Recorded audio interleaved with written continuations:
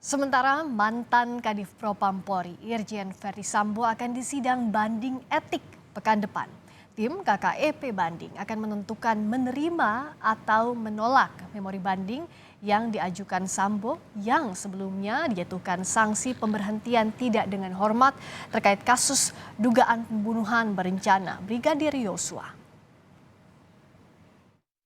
Dari Pak Ketua Tim Sus Pak Irwasum, bahwa untuk komisi banding saat ini sudah disahkan oleh Bapak Kapolri dan direncanakan oleh tim sus ya untuk pelaksanaan sidang banding itu nanti akan dilaksanakan minggu depan terkait pernyataan banding yang disampaikan oleh Irjen FS.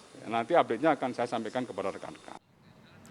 Perkembangan terkini dari sidang etik terkait perintangan penyidikan kasus pembunuhan Yosua akan disampaikan jurnalis Kompas TV Alfania Rizky di gedung TNCC Polri. Alfa, siapa yang akan menjalani sidang etik hari ini dan apa perannya?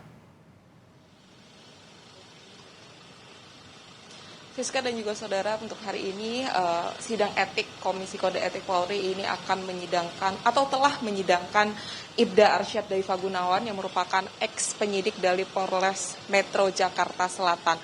Perannya sendiri memang belum dipublikasikan kepada publik oleh Difumas Mabes Polri, tetapi dipastikan ia diduga melanggar ketidakprofesionalan dalam menangani kasus Brigadir Yosua Huta Barat atau pembunuhan Brigadir Yosua Huta Barat beberapa waktu lalu. Dan hari ini disebutkan bahwa sidang dari Ibda Arsyad Daifa Gunawan ini dimulai sejak pukul 1 siang tadi, artinya sudah 3 jam berlalu, dan menghadirkan 4 orang saksi, termasuk diantaranya adalah ex-Kanit 1 Satreskrim Polres Jakarta Selatan Rifaizal AKP Rifaizal Samuel yang juga diduga melanggar kode etik ketidakprofesionalan dalam menangani kasus pembunuhan Brigadir Yosua Huta Barat. Dan untuk pernyataan lebih lengkapnya, berikut pernyataan dari Kombes Ade Yaya selaku jubir dari Difumas Mabes Polri.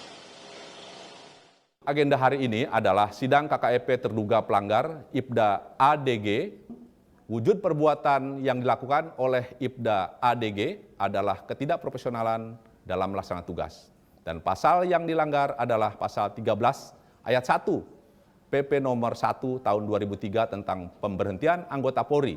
Junto pasal 5 ayat 1 huruf C, pasal 10 ayat 1 huruf D, dan pasal 10 ayat 2 huruf H Perpol nomor 7 tahun 2022 tentang kode etik profesi dan komisi kode etik Polri. Ibda Arsyad Daifa Gunawan atau yang juga merupakan anak dari salah satu politisi ini menjadi anggota Polri ke-11, Friska dan juga saudara, yang melangsungkan sidang etik di Komisi Kode Etik Polri, di mana ia diduga telah melakukan pelanggaran terhadap penanganan kasus pembunuhan Brigadir Yosua Huta Barat. Apa sanksinya?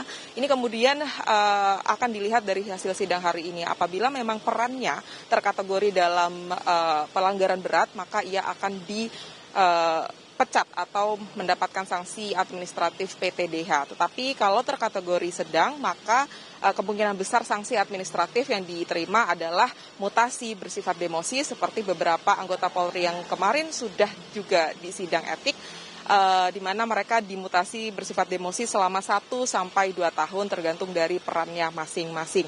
Kalau saya boleh review sedikit, Ibda Arsyad Daifa Gunawan ini menjadi anggota Polri ke-11, di mana 10 anggota Polri sebelumnya ini sudah mendapatkan sanksi-sanksi berat, termasuk Irjen Verdi Sambo dengan PTDH, dan sisanya ada juga 4 orang lain PTDH dan sisanya adalah demosi.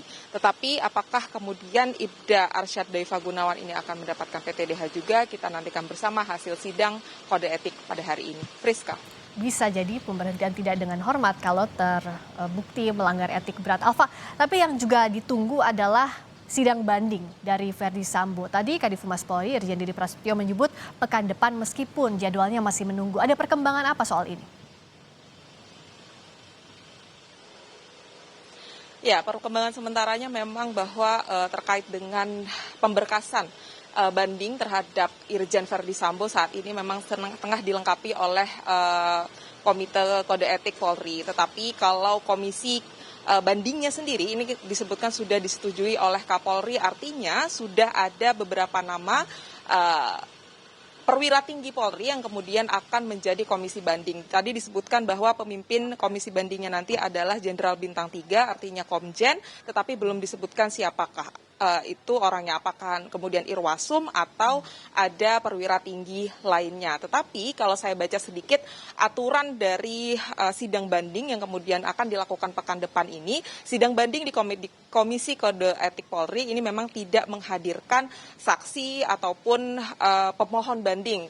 Dalam hal ini adalah Irjen Verdi Sambo, sehingga sifatnya untuk sidang banding ini sendiri hanya bersifat rapat saja di antara komisi banding, kemudian akan membahas poin-poin yang akan memberatkan atau akan meringankan permohonan banding yang sudah diajukan oleh Irjen Verdi Sambo. Tetapi kalau dilihat secara pemberkasannya sendiri disebutkan oleh Divhumas Mabes Polri bahwa berkas permohonan banding yang diajukan oleh Irjen Verdi Sambo ini memang harus direview terlebih dahulu oleh komisi banding yang baru saja disetujui oleh Kapolri untuk kemudian bisa menentukan poin-poin apa saja yang bisa memberatkan atau meringankan dari permohonan banding. Tetapi kalau dilihat dari sanksinya sendiri, Irjen Verdi Sambo ini sudah diputuskan pemberhentian tidak dengan hormat. Apakah kemudian nanti hasil sidang banding akan membulatkan atau meningkrahkan putusan tersebut? Kita nantikan Friska dan juga saudara tanpa mendahului informasi yang akan disampaikan oleh Mabes Polri nantinya. Friska. Sidang banding Verdi Sambo digelar pekan depan. Kita nantikan jawabannya apakah ditolak atau diterima memori banding yang diajukan oleh Verdi Sambo. Alfania Rizky langsung dari gedung NTNCC Polri.